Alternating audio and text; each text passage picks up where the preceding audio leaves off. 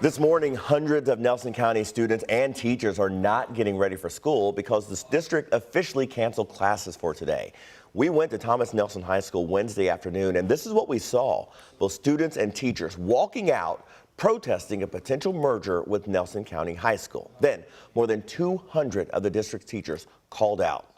The superintendent had to send a letter to parents saying the district would not be able to safely operate schools today because of so many absences. Students are feeling the sting too. Just because we're not teaching or doing whatever, it still matters because we're the ones that have to sit through the education and deal with the fighting and all that. Students and teachers disagree with the decision that the board made Tuesday night to move forward with a community campus plan. That plan would merge Thomas Nelson High School into Nelson County High School. They believe that will cause friction between the two student bodies and then take away individual opportunities to succeed. Our clubs are going to get larger, so it's going to decrease our opportunities and our voice in a way, because a big part of clubs is being able to represent yourself and hold yourself on your own. I think there's a lot to be gained from having all of our resources on one campus, and our most precious resource being teachers. As of right now, there's no clear timeline for that merger. The next board meeting is scheduled for November 14th. That's happening at the Boston School, which is in Nelson County. And we'll tell you protests are expected to continue today. If you'd like to follow along with updates with us as the story develops, just go to WHAS11.com or download our free news app.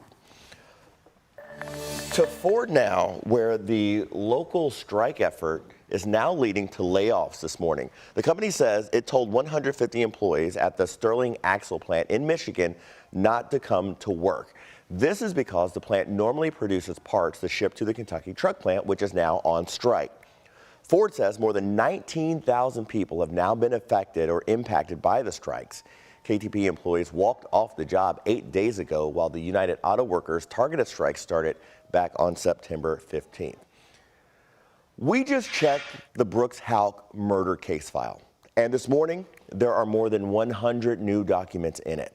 They were filed in Nelson County Circuit Court yesterday. So we're now able to see property and business records from the Kentucky Secretary of State backing up claims by the Commonwealth that Houck is a multimillionaire. Now, we also noticed there are some things that are still sealed from public view, like the video recording and transcript of a conversation between Houck and his sister. The special prosecutor says that recording proves that Houck's family illegally recorded grand jury proceedings. Right now, Houck is in the Hardin County Detention Center charged with the murder of his former girlfriend, Crystal Rogers.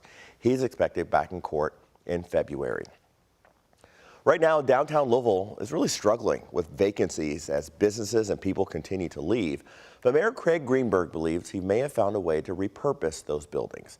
WHAS 11's Connor Steffen and photojournalist Elijah McKenzie report.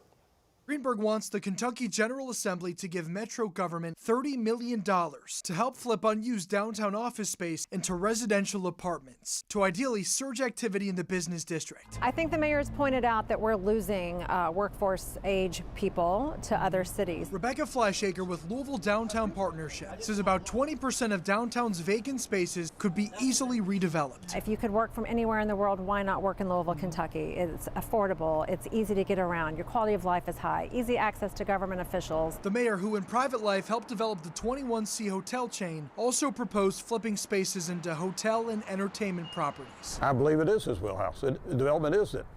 As long as you got the foundation there, I think you'll be successful. David Nickleys with Nickleys Development has been sounding the alarm about downtown, upset that LG&E is leaving its downtown tower. We need those people. We need daytime and nighttime population downtown. He believes the city can't begin working on redevelopment until it solves another major issue. Perception is we're an unsafe city. So we've got to do something bold, acknowledge that we're perceived that way, and say what we're going to do to fix it, and then fix it. In Louisville, Connor Steffen, WHAS 11 on your side. And in an effort to combat the violence in our city, Mayor Greenberg says he wants the legislature to allow Louisville to make its own gun laws. That includes destroying weapons, requiring background checks, and allowing red flag laws. He's also pushing state lawmakers to pass a wiretapping law to combat gang violence. We're going to have more on that in our next half an hour. The next legislative session is set to start in January.